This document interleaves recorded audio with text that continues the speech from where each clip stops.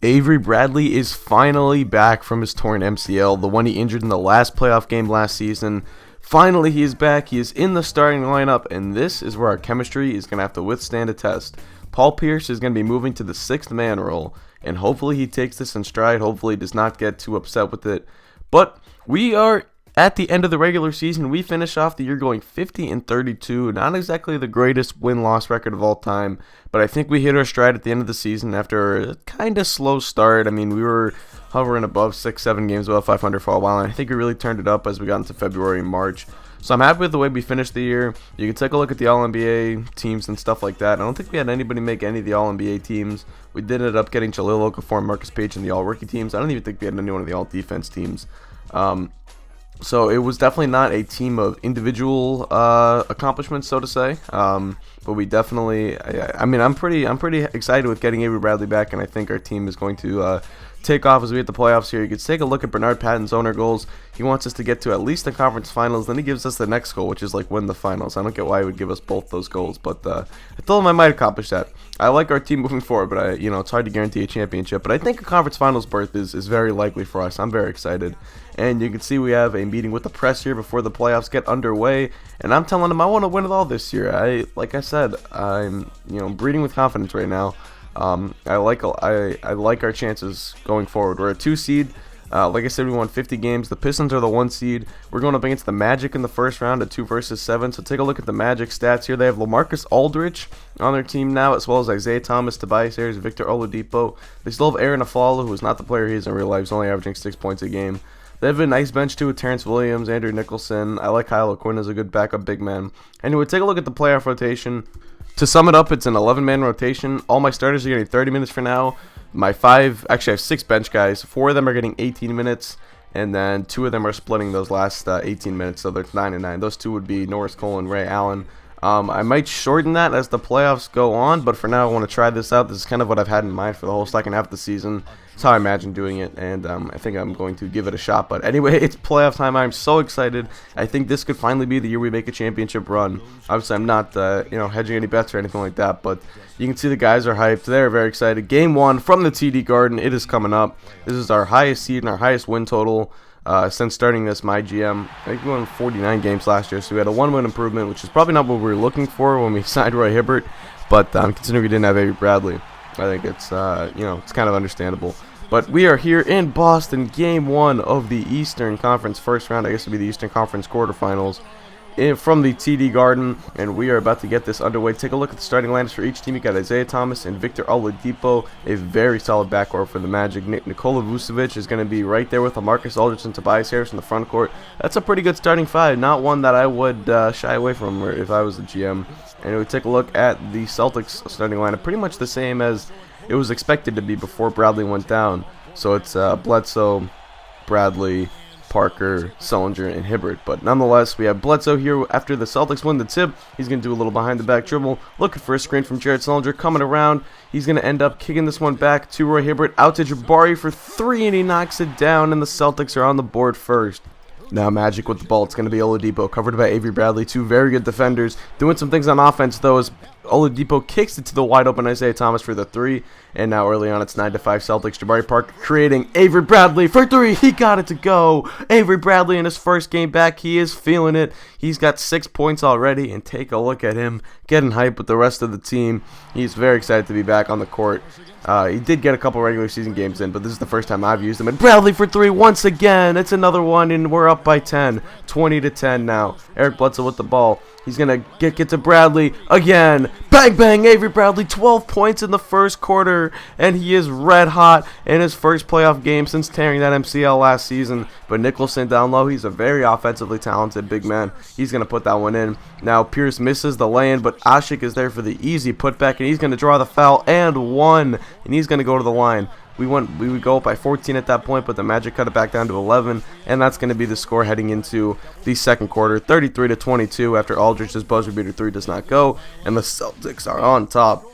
playing some of their best basketball, and I can remember. Here we go on the fast break, still an 11-point game. Bledsoe with the ball. He's going to kick it to Bradley again at the three-point line. He's got it to go. Avery Bradley. And now 38-24, Tobias Harris with the ball, kicking it to Isaiah. Isaiah Thomas, he's got it though, so a nice answer back right there from the Magic. But Bradley kicking it to Parker. Parker's got the smaller guy on him. Steps back, gives it to Bledsoe, and it is a three-point shootout early on. I have not shot a lot of threes with this team this year, especially with Bradley out of the lineup, and Pierce is not as good of a three-point shooter at this point in his career as Avery Bradley is.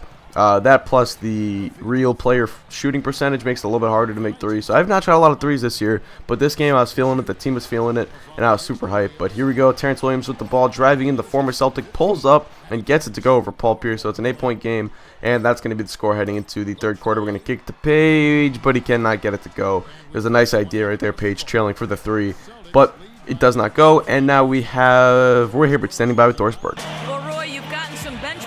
Tonight that's made an impact here. Tell us how the depth has shaped the team's mentality and identity. We're a complete team. You know, from top to bottom, we got guys on the bench who are just as good as our starting five. We can go out there and produce.